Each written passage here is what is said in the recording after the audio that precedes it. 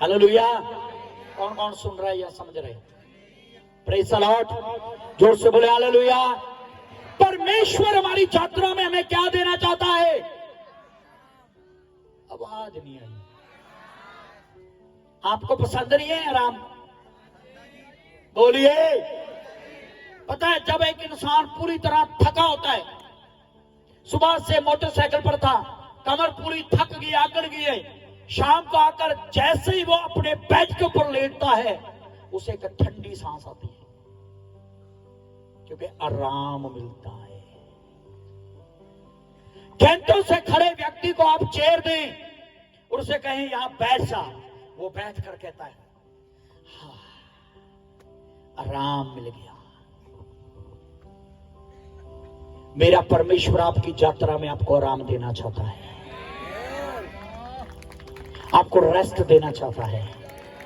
आपको पता है हमारी यात्रा जो है ये कठिनाई की यात्रा कब बनती है?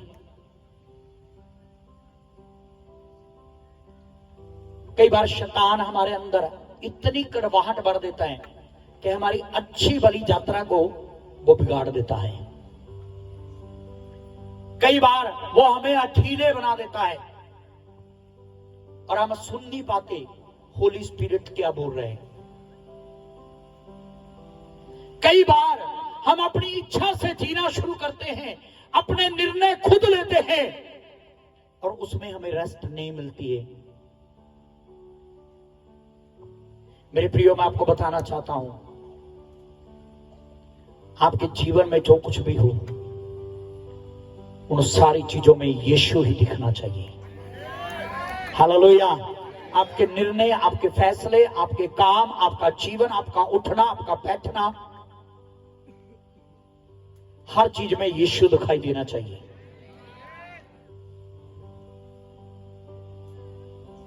हालेलुया। जोर से बोले हालेलुया। तो बाइबल कहती है, परमेश्वर ने मूसा को कहा मैं आप तेरे साथ चलूंगा और तुझे विश्राम दूंगा। और तुझे, आपको मालूम है प्रभु के साथ चलना, प्रभु के साथ चलना, उसमें दुख सहकर भी आराम मिलता है। मैंने ऐसे कई सदस्यों के बारे में सुना है जिनको यीशु मसीह के नाम के लिए क्रूस पर लटका दिया गया, बैतों से मारा गया, काट दिया गया, चीर दिया गया, पर मरते वक्त भी उनके चेहरे पर एक बड़ी स्माइल थी और खुदावंद का नूर था और एक अलग सुकून था। मरते वक्त भी सुकून था, क्योंकि जिस यात्रा में परमेश्वर हमारे साथ रहता है, हर कठिनाई में भी हमें वो रेस्ट देता है।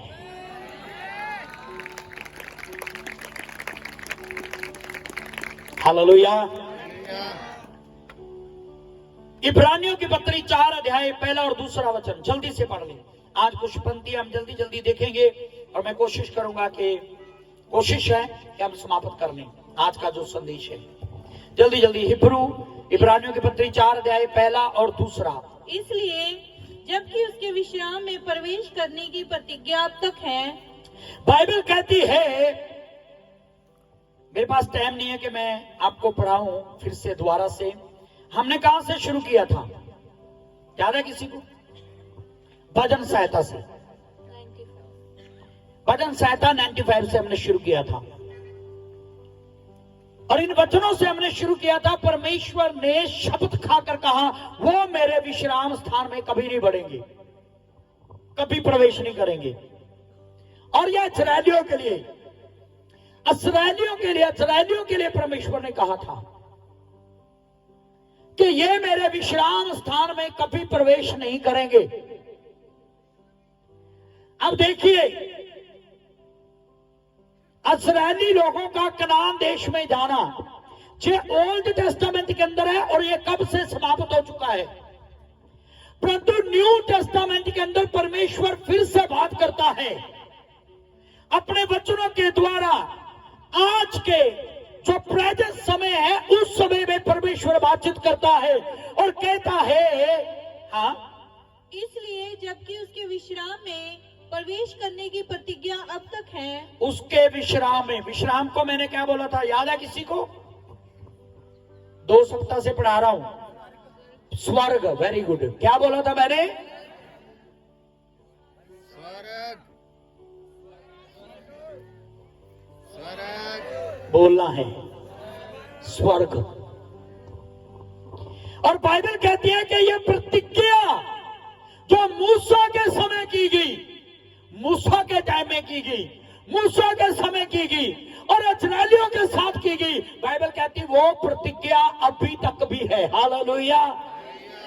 वो प्रतिज्ञा अभी तक है। मतलब है, आप समझ रहे इसका?